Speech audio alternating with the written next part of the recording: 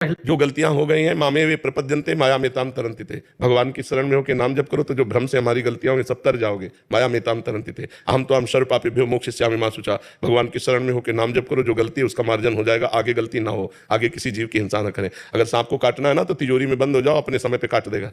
और नहीं काटना ना तो हम जंगल में पड़े रहे, हमारी छाती के ऊपर से निकल के कभी टच नहीं किया। जहाँ सांपों का ही झुंड था, एक सैनपुर स्थान था, सैकड़ों सांप रहते थे, पुराना आश्रम था, 90 वर्ष पुराने महापुरुष जो वहाँ विराजमान थे।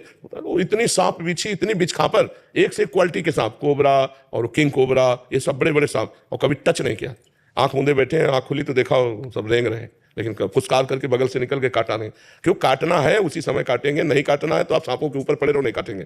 और फिर भगवान का भरोसा होता है, आप अपने को बचाइए, सर्प मित्रों को बुलाइए, उसको निकलवा दीजिए, वो ऐसे नहीं काटेगा। अगर अवधि है काटने की तो परीक्षित जी को तक्षक सांप काटना था, दुनिया की व्यवस्था हुई, लेकिन ब्राह्मण के रूप में आया और काट के चला गया। जैसी हो भवितव्यता तैसी बने सहाय, आप नावे ताहि पे ताहि तहां ले जाए। अवश्य में वो अवश्य में होगा, उसका भी सृष्टि में जीने का अधिकार है। अपने को बचाओ, उसको दूर कर दो। वो चलते फिरते जीव हैं, किसी को नहीं काटते, वो उसी को काटते हैं जिसका प्रारब्ध होता है। ऐसे नहीं कोई काटता है, ऐसे हो तो सब सांप काट के पूरी सृष्टि को मार डाले, तो आतंक पूरी सृष्टि को नष्ट कर दे। लेकिन नहीं, उतना ही कर सकते हो जितना मालिक के हिसाब में है। पाप किया है हमने, अब हमारी गर्दन कटनी है तो हमको ऐसे लोगों से मिला दिया जाएगा, हमारी गर्दन काट देगा।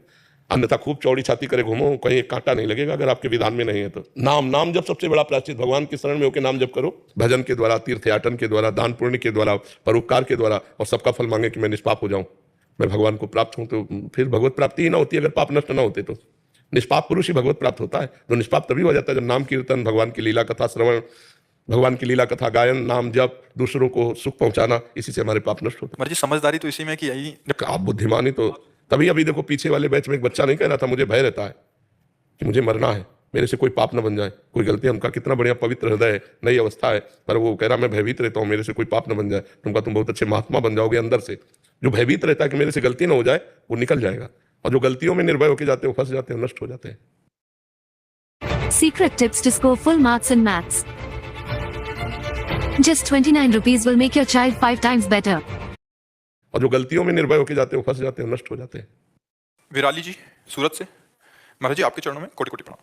महाराज जी भक्ति का मतलब है स्वीकृति। पहले अपने को इतना प्रवीण बना लो, यदि आपको भगवत प्राप्ति हो गई तो 21 पीढ़ियां तर जाएंगी, 14 आगे के 7 पीछे की। वो जपे ना जपे आपका कल्याण हो जाए, पहले आप कर लो।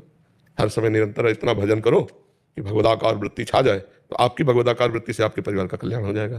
तो नाम देने की जरूरत नहीं पड़ेगी, नाम ही उनका खुद कल्याण। प्रणत कुटुंब पाल रघुराई।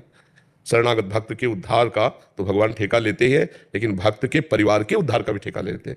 प्रणत कुटुंब, कुटुंब माने परिवार होता ना, पाल रघुराई। भगवान प्रणत माने शरणागत, शरणागत के परिवार का भी भगवान कल्याण कर देते हैं। तो महाराज जी नाम जप करते हुए अगर मैं मन में विचार रखूं कि मेरे माता पिता भाई, इनका विचार करते करते अगर नाम जप करूं, नहीं ये भी मत रखो।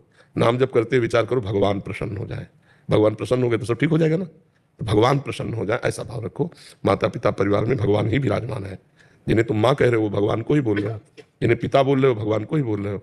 वो भगवान अंतर्ध्यान हो जाए तो अपने माता पिता के शरीर को आप ज्यादा